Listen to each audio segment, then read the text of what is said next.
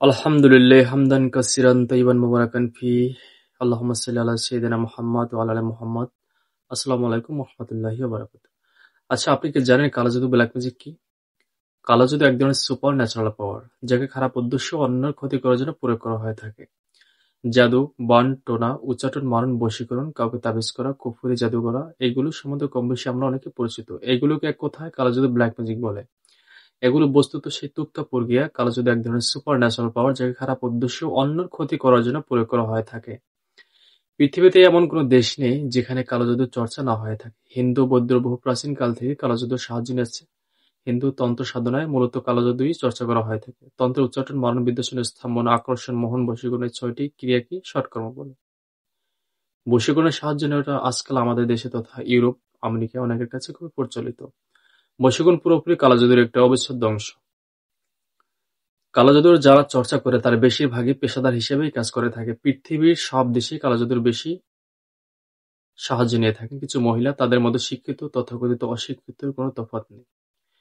অনেকেই কামরূপ কামাখ্যা তারাপীঠে যান ভিতরে ভিতরে কালো জাদুর ভালো বোঝার সন্ধানে। প্রতিদিন খবরের কাগজে অসংখ্য তান্ত্রিক বিজ্ঞাপন দেখতে পাওয়া যায়।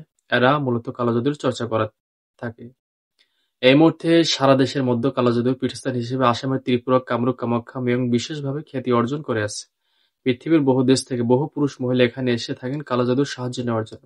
আজকে বেলারুর অতীতে দক্ষিণ ভারতে কালো জাদুর পীঠস্থান হিসেবে খ্যাত ছিল। যদি আপনি কালো জাদুতে আক্রান্ত থাকেন, তাহলে কালো জাদুর এই ভয়ঙ্কর প্রভাব থেকে মুক্তি পেতে হলে সুপার আনলিমিটেড পাওয়ার কোরআনের ধর্মীয় আধ্যাত্মিক চিকিৎসকের সাহায্য নেওয়া উচিত।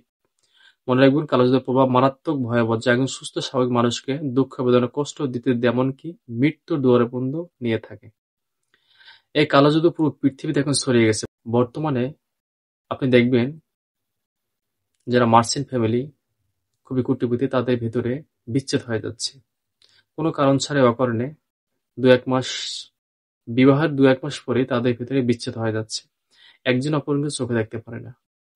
অতএব এখানে দেখা যায় কালো জাদুর কোনো অংশ থাকতে পারে, কারণ কালো জাদু কুফরি কালাম ছাড়া কখনো বিচ্ছেদ করা যায় না।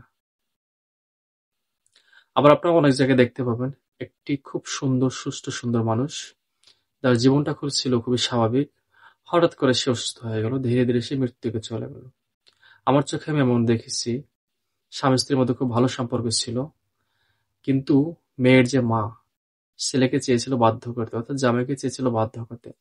এমত অবস্থায় জামাই বাধ্য হয়নি তার পিতা মাতার কথা সে শুনে, যে কারণে মেয়ের মা মেয়েকে তাবিজ করে তাকে বাধ্য করে নিয়েছে।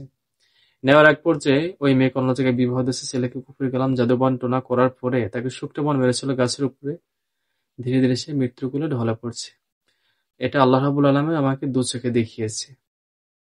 কিন্তু আমি চিকিৎসার জন্য গিয়েছিলাম, কিন্তু যেয়ে দেখি সময় শেষ, টাইম শেষ। তো যাই হোক, পৃথিবীতে কালো জাদুর চর্চা এখন আছে, এটা কিয়ামত পর্যন্ত থাকবে। ভালো থাকুন। আসসালামু আলাইকুম ওয়া রাহমাতুল্লাহি ওয়া বারাকাতুহু।